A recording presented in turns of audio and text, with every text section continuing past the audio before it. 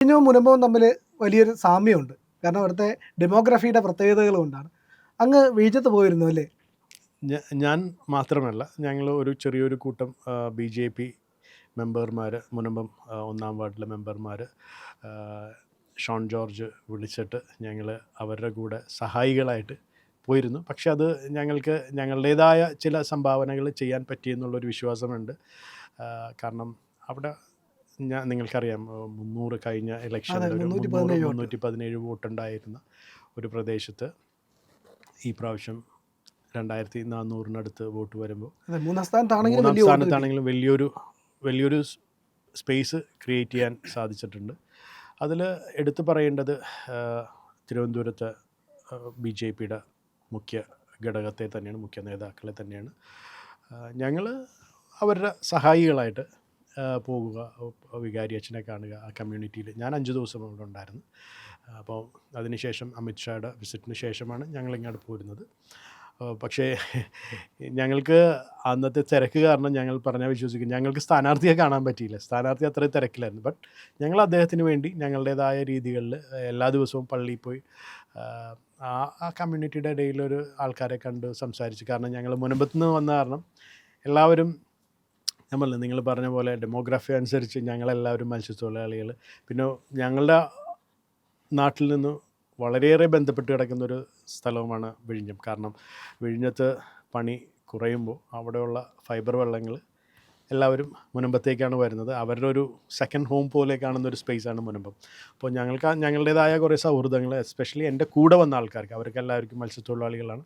അപ്പോൾ അവർക്ക് അവരുടേതായ ഒരു സൗഹൃദ വലയമുണ്ട്. അപ്പോൾ ആ ഒരു സൗഹൃദ വലയം വെച്ച് ഞങ്ങളുടേതായ ഒരു ചെറിയൊരു മാർക്കറ്റിംഗ് രീതിയിൽ ക്യാമ്പയിൻ, BJP വന്നു കഴിഞ്ഞാൽ എന്താണ് ഗുണം, BJPയുടെ പ്രാധാന്യം എന്താണ്, ഞങ്ങൾ എന്തുകൊണ്ട് ഇന്ന് നിലനിൽക്കുന്നു, അങ്ങനത്തെ ഞങ്ങളുടെ ചെറിയൊരു സംഭാവന ഞങ്ങളത് ചെയ്തു. പക്ഷെ അതിൻ്റെ ഒരു ചെറിയൊരു ഇത് കണ്ടിട്ടുണ്ട്. ബട്ട് എടുത്തു പറഞ്ഞ പോലെ രാജീവ് ജി, ഇപ്പോൾ നമ്മുടെ പുതിയ മേയർ, പിന്നെ തിരുവനന്തപുരത്ത് പ്രമുഖ BJP നേതാക്കന്മാർ, പിന്നെ ഷോൺ ജോർജ്, അനൂപ് ആൻ്റണി, അങ്ങനെ എല്ലാവരുടെയും ഒരു കൂട്ടായ പ്രവർത്തനമാണ്. ബട്ട് 3-ാം സ്ഥാനത്തെത്തി. ബട്ട് എനിക്ക് തോന്നുന്നു നെക്സ്റ്റ് അടുത്ത ഇതിൽ BJP ഒരു വലിയൊരു കംബാക്ക് അവിടെ ചെയ്യും. BJPക്ക് അത് തിരിച്ചു പിടിക്കാൻ പറ്റും. കാരണം ആളുകളുടെ ഇടയിലേക്ക് ഇത്തിരി വൈകിപ്പോയോ എന്നെനിക്കൊരു സംശയമുണ്ട്, ആൾക്കാരുടെ ഇടയിലേക്ക് ഈ BJPയുടെ മഹത്വം എത്താനായിട്ട്. ബട്ട് അവിടെ തീർച്ചയായിട്ടും BJPക്ക് നല്ലൊരു സ്പേസ് ഉണ്ടാകും. അവിടെ ഈ പറയുന്ന മുനമ്പം പോലെ തന്നെയാണ് ന്യൂനപക്ഷങ്ങൾ പ്രബലമായിട്ടുള്ള ഒരു മേഖലയാണ്. എങ്ങനെ ഉണ്ടായിരുന്നു അപ്പോൾ BJPയുടെ പ്രചാരണത്തിന് ചെല്ലുമ്പോൾ ആ ജനങ്ങളുടെ സ്വീകരണം? ജനങ്ങൾക്ക് ഇപ്പോഴും ഉള്ളിൽ, ബട്ട് ഞാൻ അവിടെ കണ്ട ഒരു ചെറിയൊരു ഇതെന്ന് പറഞ്ഞു കഴിഞ്ഞാൽ, അവിടെ നിൽക്കുന്ന സ്ഥാനാർത്ഥിയുടെ വ്യക്തിത്വം ഒരു വലിയൊരു ഘടകമായിരുന്നു.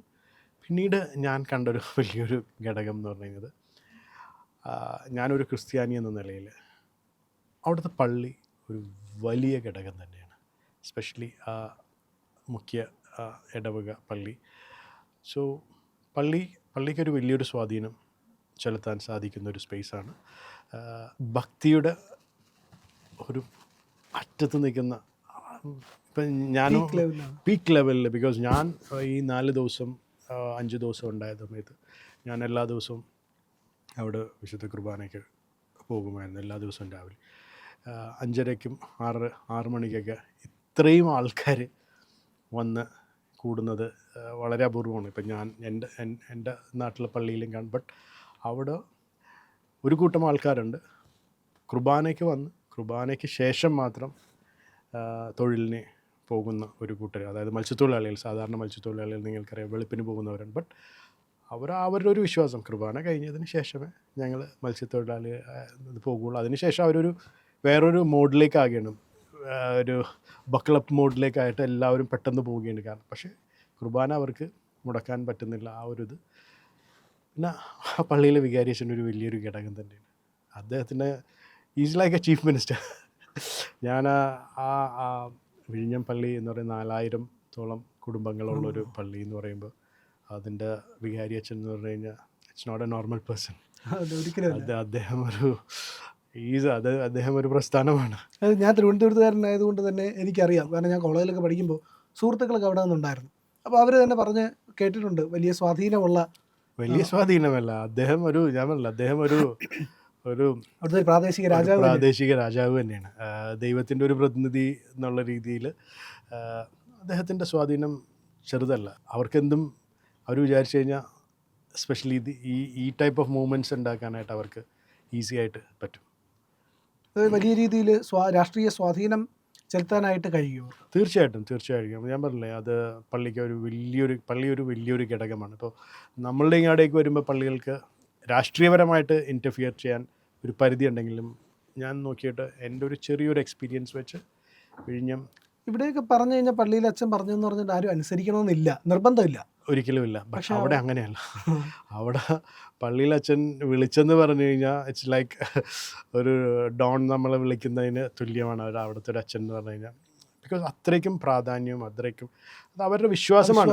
അവരുടെ വിശ്വാസത്തിൻ്റെ ആ ഒരു പീക്കാണ് അവർക്ക് ആ ഒരു ദൈവത്തിൻ്റെ പ്രതിപുരുഷനായിട്ട് കാണുന്ന വൈദികനെ അവർ കാണുന്നത്. സോ അതിൽ അവരെ ഒരിക്കലും ഞാൻ കുറ്റം പറയില്ല. എസ്പെഷ്യലി കർത്താവിൻ്റെ ശിഷ്യർ മത്സ്യത്തൊഴിലാളികളായിരുന്നു എല്ലാവരും. അപ്പോൾ സോ ആ ഒരു എഫക്റ്റ് അവരത് ശരിക്കും അത് അദ്ദേഹത്തിൽ കാണും. കാരണം ഞാൻ കണ്ടതാണ്.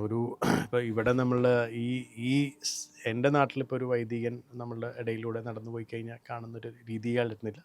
അവിടെ ഒരു വൈദികൻ എസ്പെഷ്യലി ആ ഒരു കർത്താവിൻ്റെ ഒരു രൂപമില്ല, കൈ നീട്ടിപ്പിടിച്ചിട്ട് കടലിലേക്ക്. അപ്പോൾ അതിലേക്ക് കൂടി അച്ഛൻ വരുമ്പോൾ സൈഡിൽ കൂടെ നടന്നു വരുന്ന ആൾക്കാർ അദ്ദേഹത്തിന് ഒരു പ്രധാനമന്ത്രിക്കുള്ളൊരു റെസ്പെക്റ്റാണ് കൊടുക്കുന്നത്.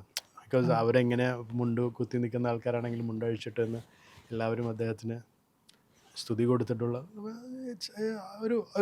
ഒരു ക്രിസ്ത്യാനി എന്ന നിലയിൽ, വിശ്വാസി എന്ന നിലയിൽ, വിശ്വാസം എങ്ങനെയാണെന്ന് അറിയണമെങ്കിൽ ഒന്ന് കുറച്ച് നമ്മളുടെ വിഴിഞ്ഞം പോലെയുള്ള സ്ഥലങ്ങളിലേക്ക് പോയാൽ മതിയെന്നേ ഞാൻ പറയുള്ളൂ. ബിക്കോസ് ഞാനൊരു 4 ദിവസം 5 ദിവസം ഞാൻ ആദ്യമായിട്ടാണ് വിഴിഞ്ഞത്ത് തന്നെ പോകുന്നത്. ഞാൻ ആ 5 ദിവസം ആ സ്പേസിലുണ്ടായിരുന്നു. കുറേ ആൾക്കാരെ, കുറേ സുഹൃത്തുക്കളെ കിട്ടി. ഇതൊരു എക്സ്പീരിയൻസ് ആയിരുന്നു. അവരുടെ ഒരു ചെറിയൊരു പാട്ട് പ്ലേ ചെയ്യാൻ പറ്റി. ഇനിയിപ്പോൾ അടുത്ത തിരഞ്ഞെടുപ്പാകുമ്പോൾ, അടുത്ത നിയമസഭാ തിരഞ്ഞെടുപ്പിൽ വിഴിഞ്ഞം, കാരണം എനിക്ക് തോന്നുന്നു പാർലമെൻറ്റ് ഇലക്ഷനിൽ രാജീവ് ചന്ദ്രശേഖറിന് നിർണായകമായത്, അതായത് തരൂരിനെ ജയിക്കാൻ കാരണമായത് വിഴിഞ്ഞം പോലുള്ള മേഖലകളിലെ വോട്ടുകളായിരുന്നു. വിഴിഞ്ഞം, നെയ്യാറ്റിൻകര തുടങ്ങി. അപ്പോൾ അവിടെയൊക്കെ ഒരു മാറ്റം ഉണ്ടാകുമല്ലേ അടുത്ത നിയമസഭാ തെരഞ്ഞെടുപ്പ്? തീർച്ചയായിട്ടും. കാരണം അത് ശരിക്കുമുണ്ട് ആൾക്കാരുടെ ഇടയിൽ ഇപ്പോൾ ആരാണെന്നുള്ളൊരു ബോധ്യം, ബി ജെ പിയിലുള്ളൊരു വിശ്വാസവും ബി ജെ പിയുടെ പ്രാധാന്യവും ബി ജെ പി വന്നു കഴിഞ്ഞാൽ ഉണ്ടാകുന്ന ഗുണങ്ങളെല്ലാം ആൾക്കാർക്ക് മനസ്സിലാക്കി തുടങ്ങിയിട്ടുണ്ട്. എസ്പെഷ്യലി ഇപ്പോൾ ഞാൻ അവിടുത്തെ ആൾക്കാരുടെ അടുത്ത് സംസാരിച്ചു കഴിഞ്ഞപ്പോൾ നമ്മുടെ കേന്ദ്ര സർക്കാരിൻ്റെ കുറേയേറെ ലോൺ പദ്ധതികളുണ്ട്. ഈ അടുത്താണ് കുറേ ആൾക്കാർ അറിയുന്നത് തന്നെ ഇങ്ങനെയുള്ള ലോണുകളും ഇങ്ങനെയുള്ള കാര്യങ്ങളും എല്ലാം ഉണ്ടെന്ന് തന്നെ അറിയുന്നത്. അവരെല്ലാം വിചാരിച്ചിരിക്കുന്നത് പ്രാദേശിക തലത്തിലുള്ള ഐദർ സൊസൈറ്റിയിൽ നിന്നോ അല്ല പഞ്ചായത്തിൽ നിന്ന് കിട്ടുന്ന, അല്ലാതെ കേന്ദ്ര സർക്കാരിന് ഇത്രയും നല്ല സോഫ്റ്റ് ലോൺസ്, അതായത് ഇത്രയും സൗഹൃദപരമായ ലോണുകളും കാര്യങ്ങളും തരുന്നുണ്ടെന്ന് അവിടുത്തെ ഇപ്പോഴും ഒരു 80% ആൾക്കാർക്കും ഞങ്ങൾ സംസാരിക്കുമ്പോൾ അറിയില്ല.